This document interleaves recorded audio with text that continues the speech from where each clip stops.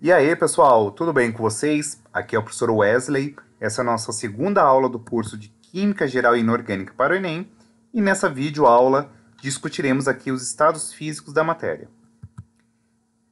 Essencialmente, quando a gente comenta sobre a matéria, ela pode se apresentar em três estados físicos, a saber se são eles o estado sólido, líquido e gasoso. E aqui a gente vai discutir algumas características da matéria em cada um desses estados físicos. Quando a gente fala de uma substância, de uma molécula no estado sólido, é importante destacar que a característica microscópica dela seria essa daqui. Seria agora uma situação na qual as partículas elas vibram com baixas velocidades e em decorrência de ter baixa velocidade, ela vai ter uma baixa energia cinética. Além disso, é importante destacar que as forças de atração entre essas partículas são altas e, nesse sentido, é o estado com menor energia interna.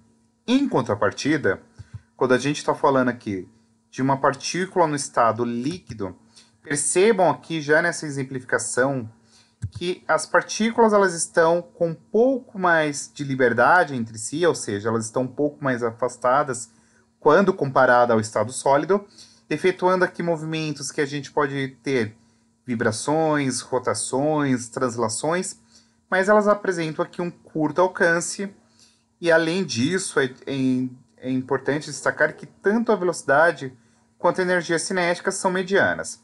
Em contrapartida, no estado gasoso, olha o que você observa. As partículas elas vão apresentar aqui um grau de afastamento muito maior, apresentam uma movimentação muito maior, então tem movimento vibracional, rotacional, translacional, beleza? E aí, nesse sentido, vamos lá, ó.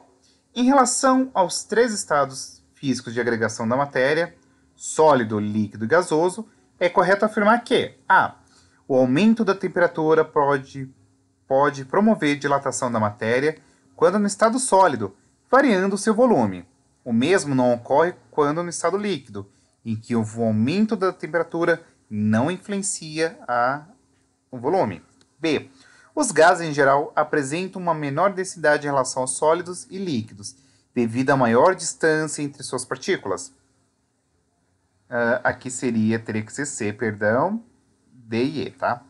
Quando a substância se encontra no estado líquido, suas partículas possuem maior liberdade para deslocamento, não existindo interação entre elas. D. Todas as substâncias no estado sólido possuem forma definida e volume constante, pois suas partículas estão dispostas em arranjos bem organizados, obedecendo a uma estrutura cristalina. E o aumento da pressão não interfere na densidade das substâncias quando no estado gasoso, tendo maior influência quando no estado sólido ou líquido. E a resposta aqui é a alternativa, rufem os tambores. Alternativa B, beleza? E aí a gente pode ter agora também, dentro desse contexto de estados físicos, mudanças de estados físicos. Por exemplo, quando você tem uma substância no estado sólido, ela pode eventualmente ir para o estado líquido. Então, a passagem do estado sólido para o estado líquido, por exemplo, um cubo de gelo para água líquida, a gente denomina como fusão. E aí, isso é importante destacar que essa passagem de sólido para líquido geralmente está atrelada aqui com a elevação da temperatura, ou seja, um processo de aquecimento. Do estado líquido para o estado gasoso, o que nós teremos aqui é um processo denominado como vaporização, beleza? Em contrapartida, quando tem-se aqui um processo de diminuição da temperatura, então um processo de resfriamento, do estado gasoso para o estado líquido, nós denominamos como liquefação ou condensação. E, por sua vez, do estado líquido para o estado sólido, o que se tem-se é o processo de solidificação. Beleza? Eventualmente, pode ter aqui uma situação muito abrupta, na qual você sai do estado sólido e vai diretamente para o gasoso. E isso nós denominamos como sublimação. E, por sua vez, do estado gasoso para o estado sólido, nós temos aqui a ressublimação. Beleza? Então, de sólido para líquido, fusão.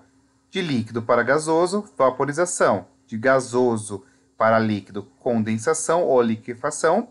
E de líquido para sólido, solidificação. Mudança de estado sólido para gasoso, sublimação. De gasoso para sólido, ressublimação. Beleza? Além disso, a vaporização ela pode ser subdividida como evaporação, ebulição e calefação. A evaporação é um processo natural, lento e espontâneo à temperatura ambiente, beleza? Nesse processo é importante destacar a vocês que a temperatura do líquido ela é inferior à temperatura de ebulição. Exemplo, quando você coloca, por exemplo, aí, desculpa aí pela redundância aqui, uma roupa no varal ali para ela secar, beleza? A ebulição é um processo rápido e normalmente não espontâneo para substâncias em fase líquida, temperatura e pressão ambientes. Então, por exemplo, a água líquida necessita de aquecimento para passar do estado de vapor. E a calefação é um processo de ebulição realizado sob aquecimento excessivo. Exemplo, quando você pega uma gota d'água e joga em uma panela muito quente, ela evapora rapidamente. Beleza? Então vamos lá, olha essa questão aqui da Universidade Federal de Minas Gerais. A figura representa um sistema constituído de água em ebulição.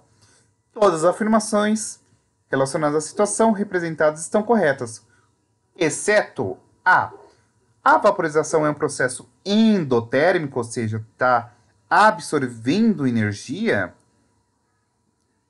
B. As bolhas formadas no interior do líquido são constituídas de vapor d'água. C.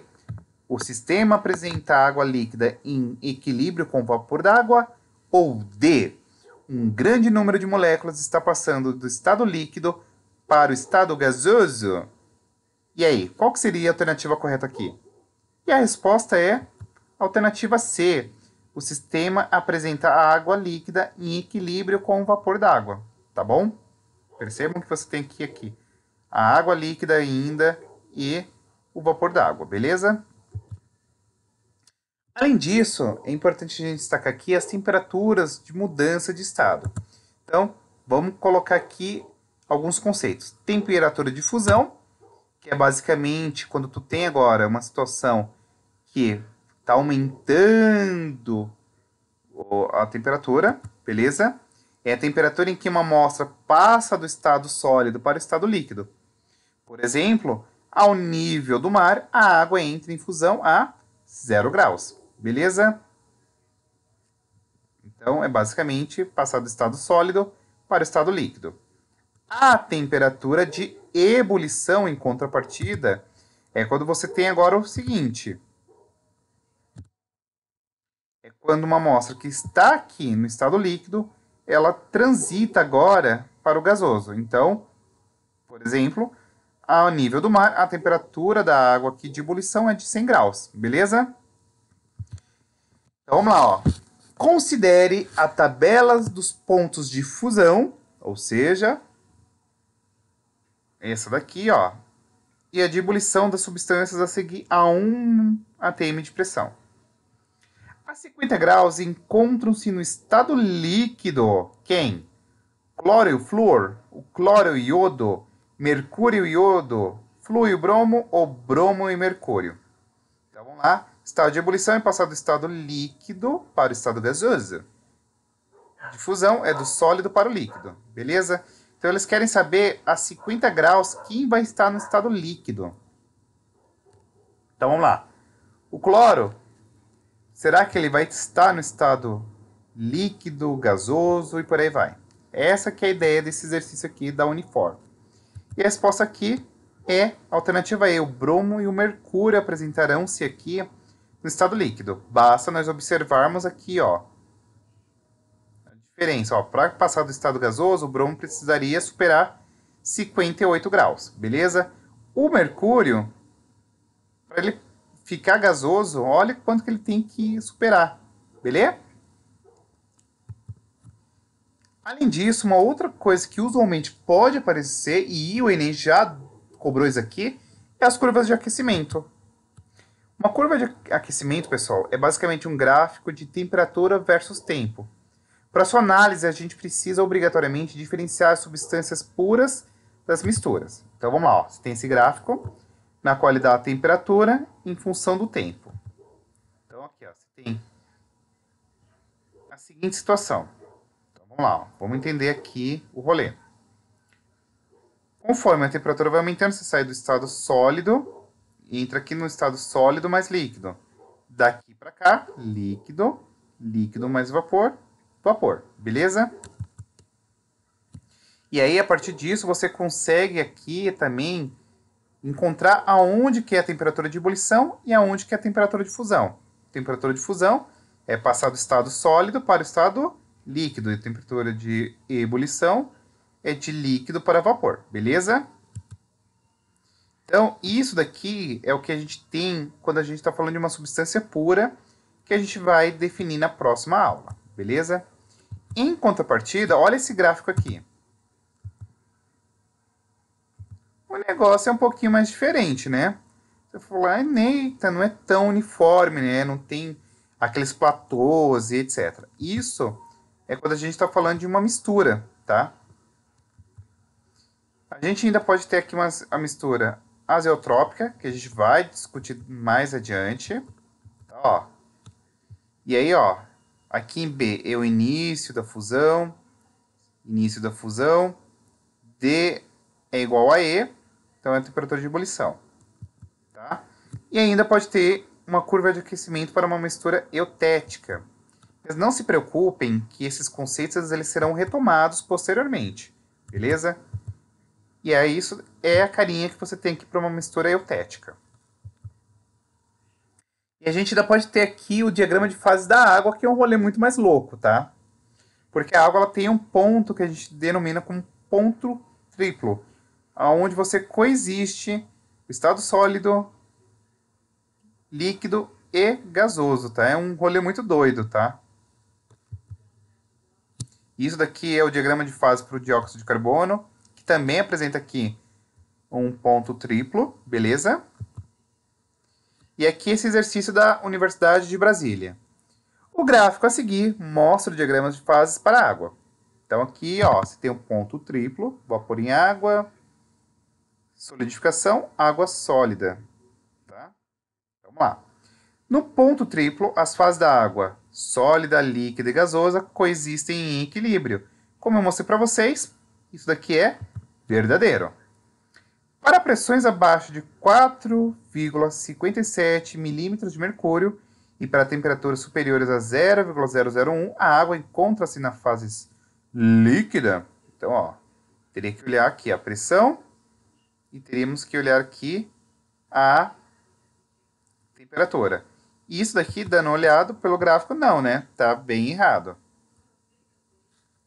O aumento da temperatura acarreta a diminuição na pressão de vapor d'água. Então, ó, aumentando a temperatura, a pressão ela vai diminuindo. E aí, o que vocês estão observando aqui? Isso é falso. Perceba que não diminuiu, né? A vaporização é um processo exotérmico. Exo está liberando energia. Isso daqui é falso. A vaporização é um processo endotérmico, tá? Em madrugadas frias, o vapor d'água presente na atmosfera liquefaz-se, formando gotículas de água que constituem o orvalho. Na transformação do vapor d'água em orvalho, ocorre formação de ligações intermoleculares. Isto é verdadeiro, tá? E aí nós temos ainda um outro conceito que é importante de ser destacado, que é a densidade. A densidade, ela compreende basicamente uma relação de massa por volume. Então, um exemplo, a água tem uma densidade igual a 1 grama por centímetro cúbico. Então, vamos pegar um exercício aqui, ó. Uma solução foi preparada misturando-se 30 gramas de um sal em 300 gramas de água. Considerando que o volume da solução é igual a 300 ml, a densidade dessa solução em gramas por ml será de quanto? E aqui, para a gente resolver isso, é bem simples. Bastaria-se pegar essas 30 gramas mais as 30 gramas de água, daria 330 gramas dessa mistura. e dividiríamos aqui pelos 30 ml. 330 dividido por 300 daria 1,1 grama por ml. Beleza? E a literatura adotada foram essas daqui. Beleza? Então fica a dica. Esse daqui é bem legal, ó. E eu recomendaria ainda o Tito e Canto. E se você tiver curtido essa videoaula, deixe o seu like, curta, compartilha e se inscreva no canal. Um super beijo e até a próxima videoaula. Fui!